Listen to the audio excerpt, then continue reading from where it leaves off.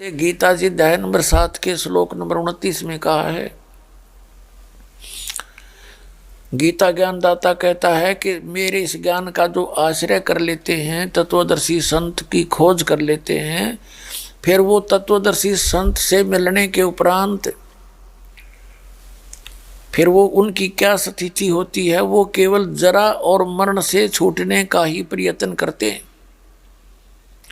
जो जरा और मरण यानी वृद्धावस्था के कहते हैं, वृद्धावस्था में जो दुख होता है प्राणी को, ये एक दुखों का पहाड़ टूटता है वृद्धावस्था। और फिर मृत्यु, इससे भी बूढ़ा का मृत्यु।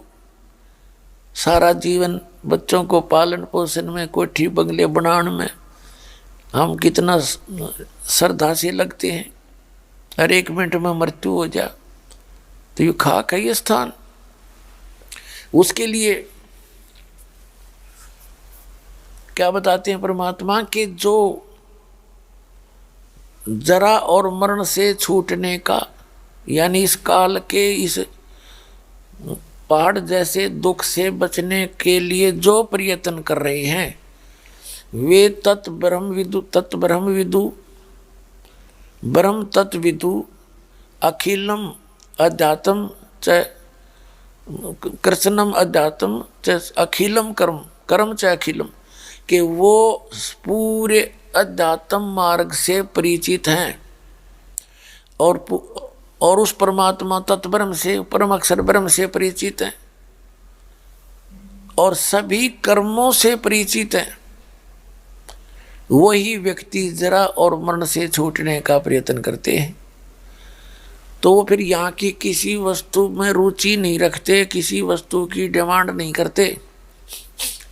तो वो समर्थ परमात्मा जो सबका पालक, जिसके एक वचन से ये सब ब्रह्मांड रचे गए, पृथ्वी चांद सूर्य अपने अपने स्थान पर चक्कर लगाने लगे, और वो परमात्मा एक झोंपड़ी में रहता काशी बनारस के अंदर कबीर देव।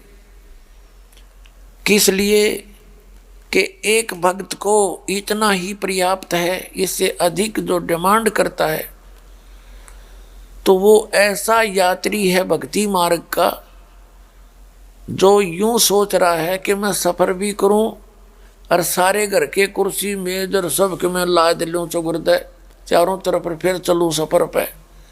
वो कभी नहीं सफ़र तय कर सकता। तो यात्री हो आप इस भक्ति मार्ग के, तो भक्ति मार्ग के यात्री को एक अपनी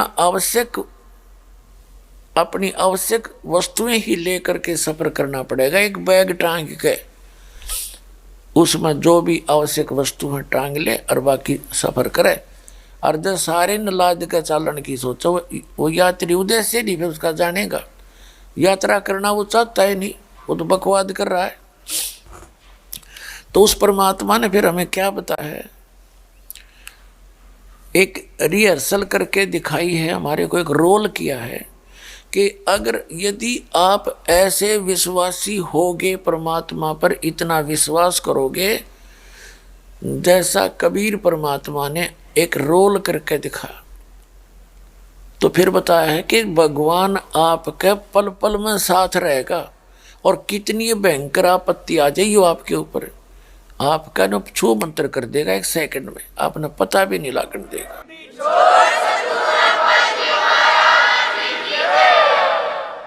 और आप इस भय से डरते रहोगे कि अपनी चतुरता दिखाते हो भक्ति मार्ग पर जब सही संत के शरण माने के बाद, तो फिर आप असफल हो जाते हो। उसके लिए परमात्मा कहते हैं कि जिन खोजा तिन पाइया, गहरे पानी पैठ, और मैं बापूरा बूढ़न डरो रहा किनारे बैठे। तो परमात्मा कहते हैं जो विश्वास नहीं करते हमारे पर, तो वो बैठे हैं किनारे पर, और जिसने लाल खोजा उसने गोता मारना ही पड़ा। तो इसी प्रकार इस भक्ति रूपी इस दरिया में मोक्ष रूपी लाल खोजने के लिए आप जी ने निर्भय हो के परमात्मा के प्रत्येक वाणी को के वचन को पालन करना पड़ेगा। जो प्रसंग चल रहा था हम उसी पर आते हैं। तो गीता अध्याय नंबर 7 के श्लोक नंबर 29 में ये स्पष्ट किया है कि जो व्यक्ति जरा और मरण से छूटने का प्रयत्न करते हैं वो उस परमात्मा से, तत्ब्रह्म से, सतलोक वाले मालिक से और पूर्ण अध्यात्म से और सभी कर्मों से परिचित है। तो यहाँ वो परमात्मा ने आकर के स्वयं ही बताया है। तो वो परमात्मा आके क्या बताते हैं कि अक्षर पुरुष एक पेड़ है और सरपुरुष वाकी डार और तीनों देवा शाखा हैं ये पात रूप संसार। उल्टा लटका हुआ संसार रूपी वृक्ष है। इसके ऊपर को तो मूल है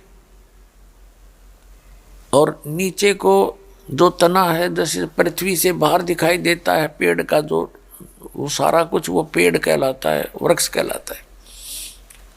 और उसका जो तुरंत जमीन के बाहर तुरंत जो मोटा हिस्सा होता है उसको तना कहते हैं। और उसके आगे फिर एक मोटी डार होती है, डार का फिर शाखा होती है। तो यहाँ परमात्मा कहते हैं कि अक्षर पुरुष एक पेड़ है और सरपुरुष वाकी डार और तीनों देवा शाखा हैं ये पात रूप संसार। ये देखिएगा एक चित्र है परमात्मा का बताया हुआ, ये रचा हुआ। ये समझो एक उल्टा लटका हुआ संसार रूपी वृक्ष है। इसके लिए परमात्मा ने क्या बताया है,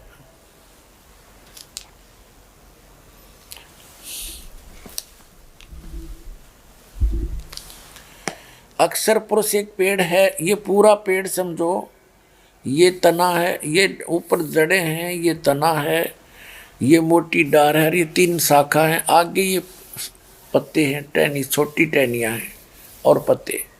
तो परमात्मा ने क्या बताया है, ये इतना बताया है, ये अक्षर पुरुष है। अक्षर पुरुष एक पेड़ है, ये अक्षर पुरुष है, तना समझो इसका, इसको परब्रह्म भी कहते हैं। अक्षर पुरुष एक पेड़ है और सरपुरुष ब्रह्म ज्योत निरंजन वा की डार, सरपुरुष वा की डार और ये तीनों देवा शाखा हैं बाई पात रूप संसार। ये तीनों देवा रजगुण ब्रह्मा, सतगुण विष्णु, तमगुण शिव जी, ये तो शाखा हैं। और ये छोटी छोटी टहनियाँ समझो ये अन्य देवता, और हम हैं पात रूप संसार। अब ये मूल कौन है, ये ऑप्शन छोड़ के परमात्मा ये दास भेजा इसको बताने के लिए। ये कौन है, ये जड़ कौन है, ये परमात्मा, ये स्वयं परम अक्षर ब्रह्म है। ये कबीर देव हैं, कबीर साहब हैं, सारी सृष्टि के पालनहार हैं, संसार रूपी वृक्ष के ये मूल हैं। अपने आत्माओं 15वें अध्याय का प्रथम मंत्र 1 से लेकर 4 तक समझो। इसका क्या सारांश है, उल्टा लटका हुआ ये संसार रूपी वृक्ष समझो। और ऊपर को तो जड़ है, ऊपर को जड़ माने ऊपर वो मूल स्थान है जहाँ से सबकी उत्पत्ति हुई है। सतलोक, अलखलोक, अगमलोक, अकैलोक, जिसे अनामी लोक भी कहते हैं। और वहाँ एक ही परमात्मा अन्य रूप धारण करके चारों लोकों में रहते हैं, कबीर देव। और जो बनारस में, काशी में स्वयं आए थे वही परमात्मा है ये। तो यहाँ क्या बताया है कि अक्षर पुरुष एक पेड़ है, ऊर्ध्व मूलम अधः शाखम, ऊपर को जड़ और नीचे को तीनों गुण रूपी शाखा वाला ये उल्टा लटका हुआ संसार रूपी वृक्ष है। इसकी जड़ समझो परम अक्षर ब्रह्म, तना अक्षर पुरुष है और जो मोटी डार निकली वो सरपुरुष है। और तीनों देवा रजगुण ब्रह्मा, सतगुण विष्णु, तमगुण शिव जी ये शाखा हैं और हम हैं पात रूप संसार। तो यहाँ बताया है कि उल्टे लटके हुए संसार रूपी वृक्ष के सभी छंद, सभी विभाग बता देगा। स वेदविद, वह वेद के तात्पर्य को जानने वाला है, अर्थात वो तत्वदर्शी संत है। फिर उसके पश्चात परमेश्वर के उस परम पद की खोज करनी चाहिए जब तत्वदर्शी संत मिल जावे, और उससे फिर वो तत्व ज्ञान रूपी शस्त्र ग्रहण करके इस अज्ञान रूपी अंधकार की गुत्थी को काट के उसको नाश करके उस तत्व ज्ञान रूपी शस्त्र द्वारा उसके पश्चात परमेश्वर के उस परम पद की खोज करनी चाहिए, जहां जाने के बाद साधक फिर लौटकर कभी संसार में नहीं आते। तो पुण्यात्माओं, गीता ज्ञानदाता खुद कहता है मेरा तेरे बहुत जन्म हो लिए, तू नहीं जानता मैं जानता हूँ। और इसलिए 18वें अध्याय के 62वें श्लोक में कहता कि अर्जुन तू सर्वभाव से उस परमेश्वर की शरण में जा, उसकी कृपा से तू परम शांति को और सनातन परम धाम को प्राप्त होगा। इससे सिद्ध हो गया कि गीता ज्ञानदाता से भी अन्य कोई और परम शक्ति है जो पूर्ण मोक्षदायक है और पूर्ण शांतिदायक है, और वही पूज्य है और पूज्य है ही नहीं। 15वें अध्याय के 4 श्लोक में खुद कहता गीता ज्ञानदाता, केवल उसकी पूजा करो, अपनी भी छोड़ देता है कि मेरी नहीं, उसको पूज्य मानो। तो पुण्यात्माओं, वो परमात्मा स्वयं आकर के ये ज्ञान देते हैं, तुम साहेब तुम संत हो और तुम सतगुरु तुम हंस, और गरीब दास तेरे रूप बिना और ना दूजा अंश। तो प्रसंग चल रहा था कि पुण्यात्माओं, सतभक्ति ना करने से इस जीव की के दुर्गति होती है, और उस भक्ति के लिए सबसे पहले गुरु की आवश्यकता होती है। और गुरु यदि डुप्लीकेट है तो जीवन का नाश हो गया आपके का। और इस काल भगवान ने असंख्यों बिना गिनती के नकली संत भेज दिए ही। पहले तो ये ब्राह्मण थे, थोड़े बहुत बेचारे अटपट करके ये थोड़े बहुत सरासर दामलाएं रहा करते। अरीब तो ये इसे कसाई भेज दिए, केवल माया उपार्जन इनका मूल उद्देश्य है, अटपट का पता नहीं है। और बैठा दिया, करोड़ों की संख्या में जीव काल के मुंह में फंसा दिए, जो जकड़ दिए। अब वो इसी श्रद्धालु हैं, उनको कोई समझाने की चेष्टा करता है तो वो इस बात पर दृढ़ हैं कि गुरु जी के विषय में निंदा नहीं सुननी चाहिए। गुरु जी की निंदा होती है, कोई उसको चोर बताता हो, उसको डाकू बताता हो, उसको कोई और बदमाश बताता हो तो निंदा है। यदि आध्यात्मिक मार्ग में कोई चर्चा चलती है उसको निंदा नहीं करनी चाहिए, वो आध्यात्मिक ज्ञान चर्चा है, उसको सुनना चाहिए। अच्छी लगे तो ग्रहण करो और नहीं लगे तो छोड़ दो। तो कहने का भाव ये है कि आध्यात्मिक ज्ञान चर्चा के अंदर कहते हैं अपनी अपनी कह गए इस दुनिया के माँ, और बिन साहेब की बंदगी कहीं ठोर ठिकाना ना, बिन परमात्मा की भक्ति कहीं ठोर ठिकाना ना। अभी तक जो शास्त्रार्थ कराया करते अपने सदग्रंथों से अध्याय और उनके श्लोक मंत्र याद कर लिया करते, और उनके फटाफट मंत्र और वो बोलते रहते थे। उसमें वास्तव में लिखा क्या था, उसका संदेश क्या था, हमें गलत तरीके से उसके विपरीत ज्ञान देते रहे, नाम उन्हीं सदग्रंथों का लेते रहे, और जिस कारण से हम उसको संत मान लिया करते थे, जो घनी जल्दी जल्दी संस्कृत बोला करता था, धारावाहिक कहते हैं उसको। अब परमात्मा ने वो दया बख्शी हमारे ऊपर कि ऐसे आध्यात्मिक, ऐसे ये इलेक्ट्रॉनिक्स सिस्टम में प्रोजेक्टर, इंटरनेट के माध्यम से ये इलेक्ट्रॉनिक्स मीडिया, टीवी, ये परमात्मा ने केवल इस काम के लिए दिए कि इसके माध्यम से हम सदग्रंथों के पृष्ठ, अध्याय और उनके मंत्र आंखों देख सकते हैं।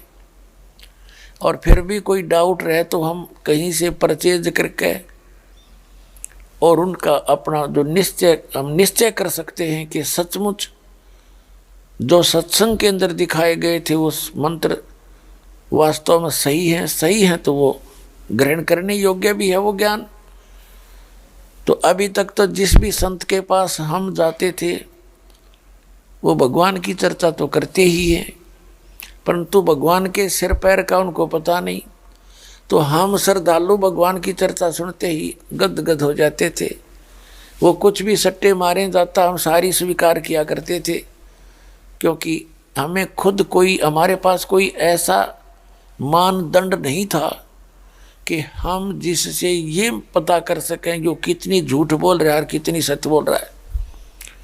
अब वो मानदंड हमारे पास है, हमारे पास वो पैमाना है, हमारे ISI मार्ग के, यानी हमारे सदग्रंथ। उन सदग्रंथों से दास ने आपको परिचित करा ही दिया, CD भर दी है, मीडिया के माध्यम से, आध्यात्मिक ज्ञान चर्चा के माध्यम से इन नकली संतों के अनुभव दिखा दिए, और उसके साथ में ओरिजिनल जो हमारे सदग्रंथ दिखा दिए।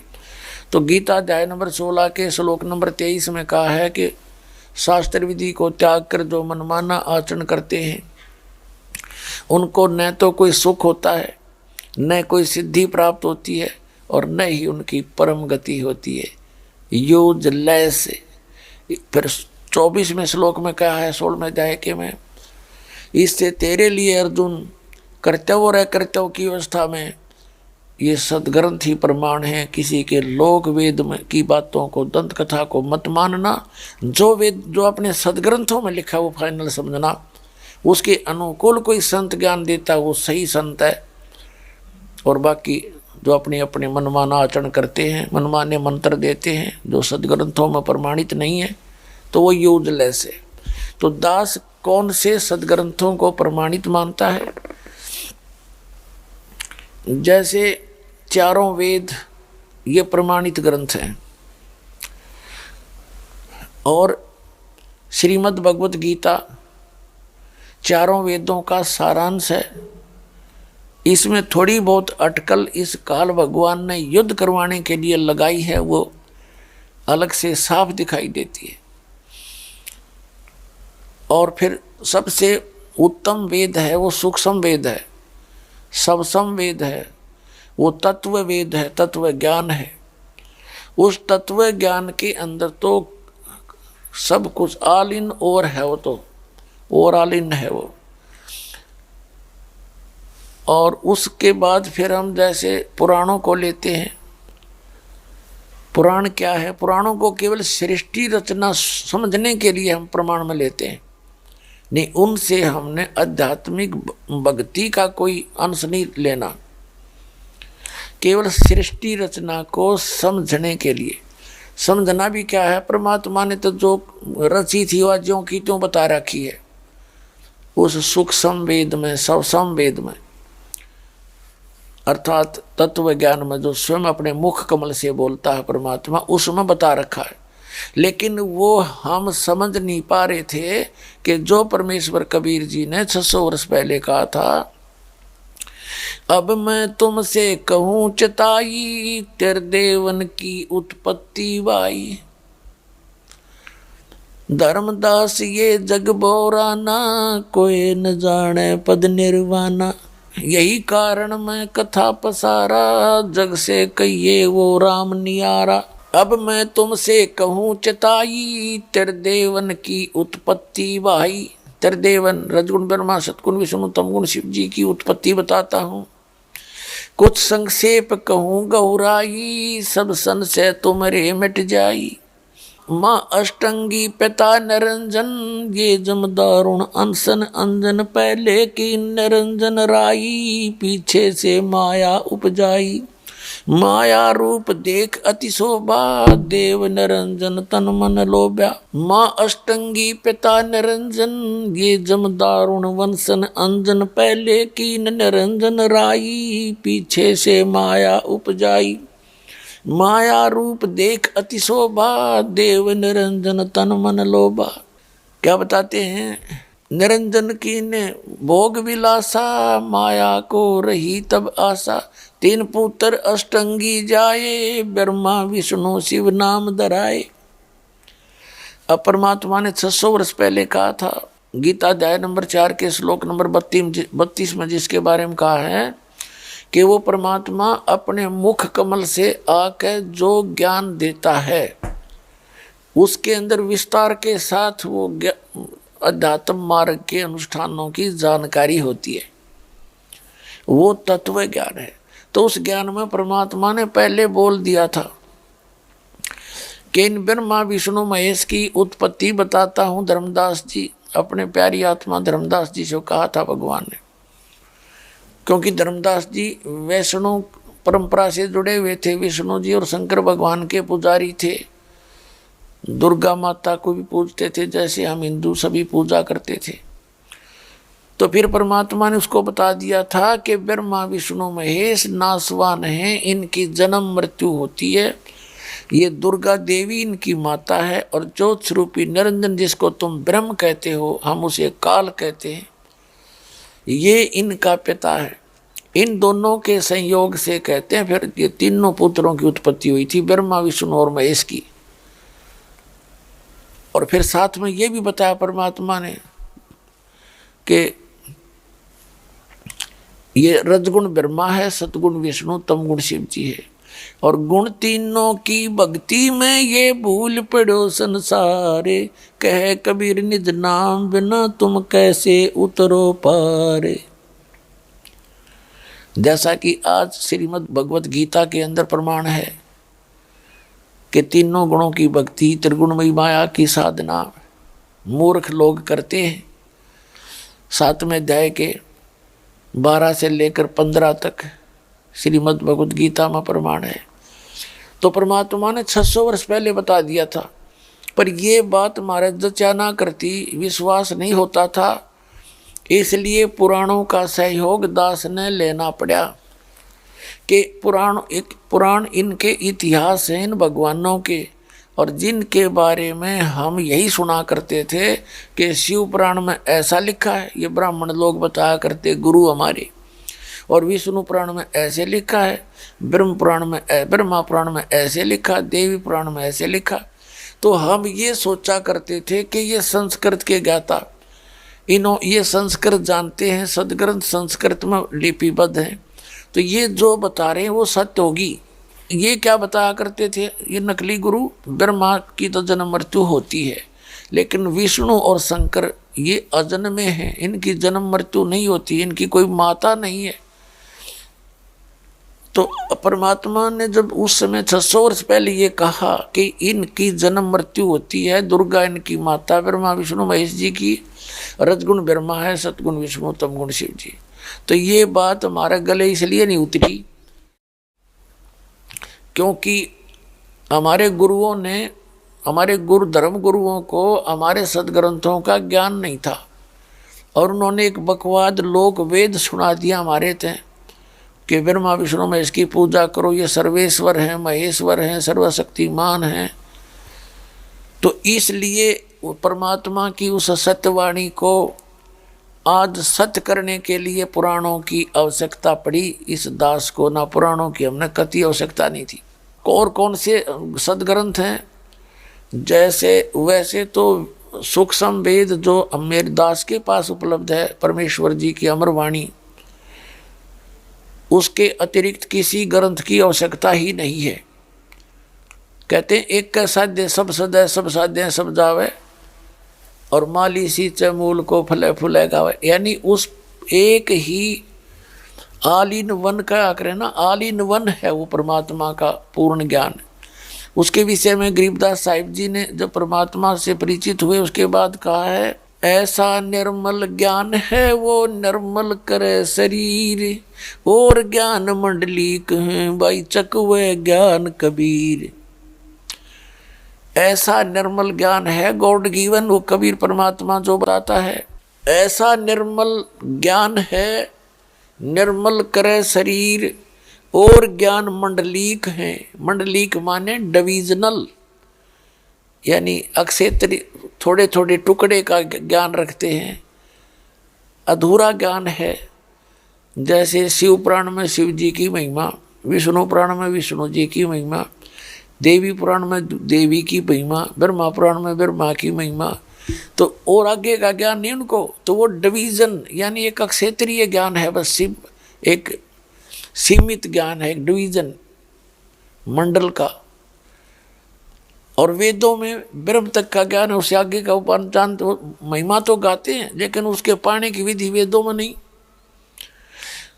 तो चक्रव ज्ञान कबीर चक्रवर्ती ज्ञान, चक्रवर्ती माने कंप्लीट इन ऑल रिस्पेक्ट, वो ज्ञान है तत्व ज्ञान जो गॉड गिवन है, वो स्वयं अपने मुख कमल से ही बताते हैं।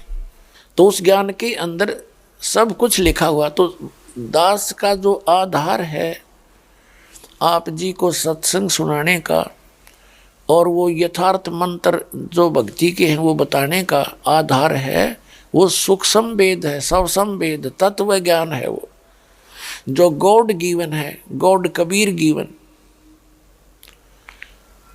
और उस ज्ञान को आपके हृदय में सत्य ज्ञान को सत्य ही सिद्ध करने के लिए अन्य महापुरुषों और अन्य ग्रंथों का प्रमाण दिखाया जाता है, ताकि आपको विश्वास हो जावे कि जो साधना हम कर रहे हैं ये कति फाइनल है और बिल्कुल ट्रू है, ट्रू सत्य है।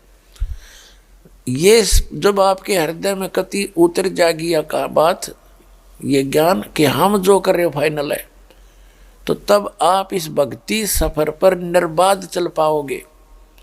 नहीं तो रास्ते में कोई भी आपको डगमग कर देता है, आपकी दिशा बदल देता है, मंजिल के निकट जा चुके होते हो कोई भ्रमित कर देता है, नहीं इधर मंजिल है, तो आप उनके कहने से 1 2 4 10 सब एक जैसे मिलेंगे। फिर आप उस कुमार्ग पर निसंशय चल पड़ोगे और सुमार्ग को त्याग देते हो। हम ऐसे विचलित रहे, परमात्मा आए थे और यही ज्ञान दिया करते जो दास आज आपको बता रहा है। उस समय इन नकली धर्म गुरुओं ने, आचार्यों, शंकराचार्यों ने, मंडलेश्वरों ने, मुल्ला और काजियों ने परमात्मा के इस ज्ञान को हमारे अंदर प्रवेश होने नहीं दिया। और इसका कारण ये था कि हम अशिक्षित थे, ना हम अरबी भाषा जाने थे जिसमें कुरान शरीफ लिखी है, ना हम अंग्रेजी जाने थे जिसमें पवित्र बाइबल लिखा है, और ना हम संस्कृत जाने थे जिसमें पवित्र ये सभी वेद और गीता लिखा है, ना हम उर्दू जाने थे, ना अरबी जाने थे, अरबी और उर्दू भाषा के अंदर पवित्र कुरान लिखा है। तो जिस कारण से जो भी ये हमारे धर्मगुरु हमें बताते रहे हम उसी को फाइनल मानते रहे। और आज जब इस दास ने उन सदग्रंथों को पढ़ा तो जो पहले के गुरुओं, चाहे किसी भी धर्म गुरु के हैं, वो किसी भी धर्म के गुरु हैं वर्तमान के, वो सब उल्टा ज्ञान बता रहे। फॉर एग्जाम्पल, उदाहरण के तौर पे किसी भी मुसलमान को पूछ लिए भगवान कैसा है, कि वो निराकार है, बेचून है, उसकी काया है ही नहीं, वो मनुष्य सदृश नहीं है। और किसी भी ईसाई को पूछिए जो बाइबल को पढ़ते हैं, वो कहते हैं भगवान, पूछिए भगवान कैसा है, कि वो तो फॉर्मलेस है, निराकार है। किसी भी हिंदू धर्म से संबंधित भगत को पूछिए कि भगवान कैसा है, कि निराकार है और विष्णु जी का पुजारी है। विष्णु जी का पुजारी, शंकर जी का पुजारी, और मूर्ति सामने धरी है, और फिर भी वो कहता भगवान तो निराकार है। तो यह बिजली क्यों गिरी रही? क्योंकि हमारे धर्मगुरु हमारे सदग्रंथों से परिचित नहीं थे। अब इस दास पर दया करी परमात्मा ने उन सभी सदग्रंथों को दास को समझाया, और ऐसा इलेक्ट्रॉनिक मीडिया आपको दिया है, ये केवल इसी काम के लिए है